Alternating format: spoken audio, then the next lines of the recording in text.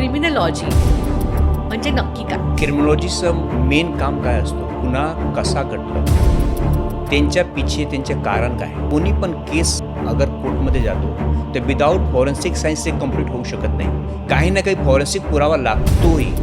Rape केस झालं, murder केस झालं, fingerprint झालं, प्रत्येक गुन्ह्यामध्ये फॉरेन्सिकची गरजच असते. 100% असतं. फॉरेन्सिकमध्ये तुम्ही गेलं, कोणीने सांगितले की हे फॉल्स डॉक्युमेंट आहे, तर त्यामध्ये मी काय काय काढू शकतो की जे पेपरचे वापर केलेला आहे, तर पेपरचा एज काय आहे, किती जुना पेपर आहे, ते सगळे तुम्ही माहिती काढू शकता. एखादी व्यक्ती जेव्हा गुन्हेगारीकडे वळते त्याची प्रामुख्याने सामाजिक आणि मानसिक काय कारणं असतात? असा कोणी क्राईम नाही आहे जिथे तुम्हाला फॉरेन्सिक एव्हिडन्स भेटणार नाही. सुप्रीम कोर्टने असं गाईडलाईन दिलेलं आहे की प्रत्येक कोर्टमध्ये फॉरेन्सिकच्या टीम व्हायला पाहिजे, प्रत्येक पोलीस चौकीमध्ये फॉरेन्सिक एक्सपर्ट व्हायला पाहिजे. लेकिन असं आहे का?